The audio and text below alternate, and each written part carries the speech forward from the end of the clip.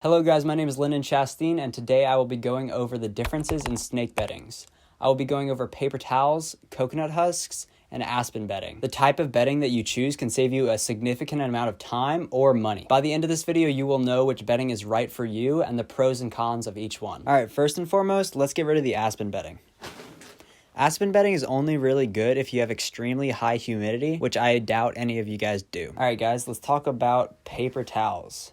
Now, paper towels are a great temporary substrate because they're easily exchanged and easily cleaned. You should use this substrate especially when you first get your snake when you're quarantining them, because it provides easy access to see if there's any mites or anything else on there. Also, if you're worried that you have a mite problem, paper towels would probably be the best because you can actually see the mites crawling around on them. However, when you're breeding for the long run, I don't think paper towels are the best option because you have to change them a lot and they require a lot more maintenance. Now, every time your snake poos or pees, you'll have to change the paper towels instead of the poo or pee just sinking into the cocoa husk and being absorbed. Paper towels are a great option if you're on a budget because they barely cost anything and you can buy them in bulk for a really good price. Where if you're buying the coconut substrate, it's a lot more expensive but a lot less work. I've been breeding for a couple months and I mostly use the coconut substrate, but when I get a new snake and I need to quarantine him, I will use the paper towels so I can identify any problems or mites. For example, right now I'm using paper towels in a lesser clown enclosure, and that is because he is relatively new, so if he has any problems, I want those paper towels there to see them. You can do long-term bedding with the paper towels as well. It's not really going to affect your snakes,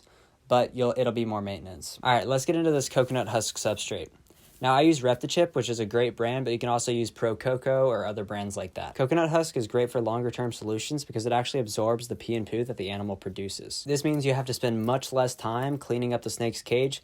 You still have to scrape out poop, but just not as often. Also, the coconut bedding holds much better humidity than the paper towels, so if you have humidity issues, then this bedding will be way better than the paper towels. However, sometimes it's too good at holding humidity. With just my water bowls, it would condensate a lot on the top of my rack, and every time I take out a tub, the water would fall on the electrical tape, which you definitely do not want. So while it is really good at holding humidity, it can also hold humidity a little too well, but it's pretty easy to fix. You can just not wet the coconut husk as much as you normally do, which is what I ended up doing. I don't wet my coconut husk at all now, and just the water bowls in the tank do the job. All right, now I'm going to show you some of the different enclosures that I have. So as you can see with this one, it is a coconut husk, and this girl kind of carved out her own little dry area over here. And it's not too wet, it's holding humidity fine. This girl hasn't eaten for me in like 4 weeks though, so I don't know what that's about, but she's doing all right, I guess. All right, so here are two other enclosures that I have. Come on, bud. Let's get you out in the open here. Same with you, girly. Yeah, there you go. So these are my two het sunsets, and they are in coconut husk right now as well.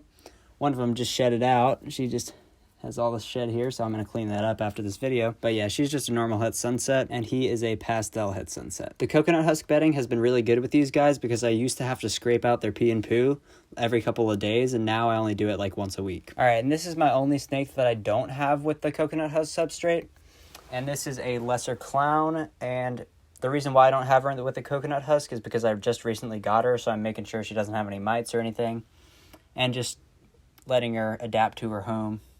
She's actually about a shed, and this is one of the problems with the paper towels is that it doesn't actually hold humidity all that well, so I'm going to spray her down before I leave her.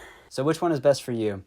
If you're just starting out breeding ball pythons, I think I would go with the paper towels, and that is because they're a lot more beginner friendly and you don't have to make as big of an upfront investment as with the coconut husk. However, if you are a more experienced breeder, I think you should go with the coconut husk because that's a lot less time consuming than cleaning out a paper towel every couple of days. This is especially true if you have more than 10 snakes, because if you're going every couple of days and having to clean every single cage, that adds up to a lot of time. All right, well, I hope this video brought you some value, and if you want to learn more about ball python breeding, then I recommend you follow along with the channel by subscribing. Thanks and peace.